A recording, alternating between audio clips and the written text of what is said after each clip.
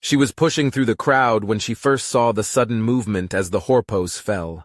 Charlie had been returning from a discussion about her dissertation with her professor, and had just gotten off the hypertram when she saw the jostling in the crowd ahead and the parting of bodies. Disturbances and unexpected sights weren't all that uncommon here. Centrum had become the de facto center of galactic politics, thanks to being a habitable world nearly at the dead center of the Milky Way. It was a large enough planet with a sufficient range of biomes to accommodate a surprising majority of sentient species from across the stars. The entire planet was bustling, with trillions of souls packing every layer of the city that spanned its entire surface. Charlie had been excited to earn a position in the graduate program of history at Centrum U North. Despite some setbacks, her thesis on the underlying factors of the fifth multi-world conflict was going smoothly. But all that was forgotten as she moved through the crowd of aliens of all shapes and morphologies to see what had happened. The crowd had simply parted around the fallen Horpos like a river around a rock midstream. A few paused to glance down at the form before proceeding on. The connecting line for the hypertram to take her the rest of the way to her apartment was across the street, but Charlie ignored the gentle beeping of the indicator that it was safe to cross the maglev rails and knelt down by the fallen alien. The Horpos was a quadruped, somewhat resembling a horse from Earth, but covered in thumb-sized scales, with feet ending in tri-pointed claws rather than hooves. The figure was wrapped in clothing worn and tattered at the edges, with spots of dirt and grime suggesting they had not been able to wash it in some time. Despite knowing next to nothing about their physiology, something in Charlie's gut told her something was seriously wrong. She knelt by the alien's head, running her hand along the top of it and murmuring, "It's all right. I'm here. I can help." The creature flinched for a moment before relaxing slightly, though its breathing was still rapid, tight, and ragged. It didn't appear to have any atmosphere filters or supplemental apparatus, so the breathing difficulty seemed out of place. Charlie reached into her pocket with her free hand, freeing her comm slate and quickly dialing the medical response icon. The icon brought up a quick form, which she filled out as best she could before submitting, but many of the questions, such as the creature's sex or age, she had to leave blank. She submitted the form, and her heart plummeted when she saw the estimated arrival time, nearly an hour and a half. A sound of laughter and celebratory music caught her attention from a catwalk above. She glanced up to see revelers of the Isu Festival of Plenty were waving streamers and blowing on gratingly loud celebration horns. The festival was a popular one, with millions of others in this part of the city world alone crowding the streets and mag tracks. Charlie suspected this was the main reason for the long delay. The Horpos made another noise, a sound of pain and distress. Its eyes were wide, looking in all directions but unseeing as it spasmed again. The crowd continued to part around them as if they were made of stone. A hand touched Charlie's shoulder, causing her to start. It was quickly followed by an apology as the old man said, "Sorry about that." It was another human, an uncommon sight on Centrum. He was clad in the bland, barely adequate common coat and outerwear that Centrum provided for those who had nothing at all, similar, she noticed, to what the Horpos wore. The material was thin, and she could see the man shivering in the cold, but he ran a hand down the creature's neck. There. It'll be all right." He looked up at Charlie and murmured, "Name's James. I used to be a horse doc, large animal vet once upon a time. I don't think it's quite exactly the same," he muttered with a dark chuckle, glancing down at the alien. "But I've got some ideas of what to check." He cleared his throat and spoke softly to the alien, the gravel in his tone almost gone as he said carefully, "Sir or ma'am, or whoever you are, I'm going to try checking a few things. Let me know if you feel any more pain." He began gently palpating the creature's hide, careful to pause whenever there was any motion or sound from it. Finally, at one point on the creature's chest, a gentle push resulted in a muted screech, and James threw up his hands, saying, "Oops, sorry." "Okay, I think we know where the problem is. Damned if I know exactly what's wrong, though. I would say it might be a liver blockage, but on a critter like this, it's not the liver. It's something more akin to our lower intestine." Another voice had spoken, causing Charlie to look up in surprise.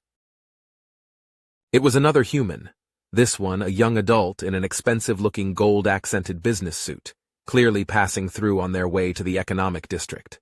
"We lived next to a Horpos family growing up," they said by way of explanation. "Unfortunately, it's called a pollen-dyer organ, and is fairly prone to blockages in old age. It's usually fatal if it can't be treated promptly. Here, let me contact an emergency med team."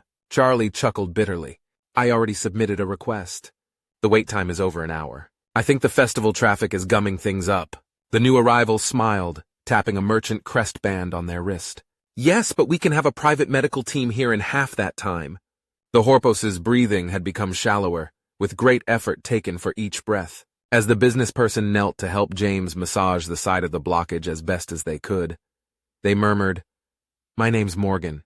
I was just on my way through but happened to catch sight of you three. They glanced around at the continuous stream of aliens walking past, some stepping over the legs of the human or the fallen Horpos without a word or comment. How can they all just walk by? Charlie shrugged. I don't know, but I'm at least glad that you two decided to stop. The Horpos shuddered and went still for a moment. Charlie's heart skipped a beat, fearing the worst had happened. But then the Horpos tried to lift its head before letting it droop weakly. It began speaking in a whispering voice of whinnies and grunts, but unfortunately it was a language Charlie didn't speak. Do any of you understand that? She asked. The other two shrugged and grimaced. Sorry, Morgan said. I don't. James shook his head. No idea what your name is, but we're here to help. Her name is Blossom of the Tall Root Tree, came a firm voice. Charlie looked up and couldn't stop herself from gasping. The speaker was a woman, another human, but wearing the uniform of an officer of the Martian Federation, something that instinctively set Charlie's heart racing. Her own mother had been killed on deployment during a skirmish against Martian forces, one of the many that had plagued the Civil War still raging in some sectors of what was once unified human space. In fact, that fractiousness had caused humanity to be denied an official seat at the Unified Alliance. The Civil War deemed a sign of humanity's brutal nature, at least according to the politicians. Years earlier, Charlie had been overjoyed just to have been extended an invitation to Centrum U North, as admittance rates for non-members of the Alliance was woefully low. The Martian officer must have noticed Charlie's stiffened posture. Her voice softened slightly as she explained, I studied Horpos at the Academy, one of several languages I ended up picking up and remembering more than a few words of. She leaned down and began murmuring back to the Horpos in the same language. The low whinnies and grunts sounded as though they would be painful for a human throat to produce, but Charlie could see they had the intended effect. The Horpos relaxed and stilled, though its breathing became more and more shallow. I don't know if there's anything else to be done, said James. Next to him, Morgan nodded. I don't think it's long now, James said quietly, and the others didn't need to ask what he meant. The soldier knelt and began murmuring the same phrase in the Horpos language. Charlie whispered, What are you saying? The soldier let out a slight chuckle. The same words humans heard when we found out there was this whole gathering, just a few kiloparsecs away. You are not alone. You are not alone. We're here with you. Charlie nodded and after a moment did her best to copy the soldier's voice and tones, smiling slightly at the nod of approval she received. Meanwhile, Morgan, in a quiet tone barely audible over the background bustle and roar of the city, said softly, I don't remember the words for it, but I do remember that when the family next to us had their first foal, they sang a lullaby. I think I still remember how it went. They began to hum a slow, staccato tune, and after a few bars, James joined in, adding a deep bass note to the song. Charlie continued repeating the Horpos phrase a few more times before joining the humming, adding a bit of harmony, hoping it was appropriate. Something in her gut told her it felt right. The soldier continued speaking in Horpos, and a few minutes passed. Then the soldier fell silent, as did James. The Horpos had gone still, its breathing absent, its body warm but unmoving. James leaned forward, feeling around for a pulse, guided by Morgan, who pointed to a thinner area of scales at the base of the neck. A few moments later, he shook his head. I'm afraid she's gone. No one said anything. There was nothing more to be said. Instead, they all waited, cradling the fallen alien until the glare of the private medical unit's lights arrived minutes later. At Morgan's insistence, they checked the body, and after a few moments, the still form of the Horpos was loaded into the transport and whisked away. The humans stood quietly, unspeaking as the flow of aliens around them remained unchanging and unceasing. Charlie took a long breath, hearing it hitch in her own throat. The old man stepped forward, giving Charlie a hug, and she sobbed into his shoulder. Morgan stepped forward as well, a bit hesitantly, giving them a squeeze around the shoulders before warming to the embrace. As Charlie wiped her eyes, she noticed that the soldier had also turned her face down, standing apart, but Charlie could see the glint of tears on her face. She reached out, grabbing the soldier softly by the arm and pulling her into the huddle. They stood there for what felt like hours, though it was likely only a minute or two, before the soldier was the first to pull away, clearing her throat, wiping her eyes and saying, "I have to be on my way." Before she could start walking away, though, Morgan caught her arm and passed her a business card. "Just reach out to me, and I'll let you know what the medical unit was able to determine about contacting her family."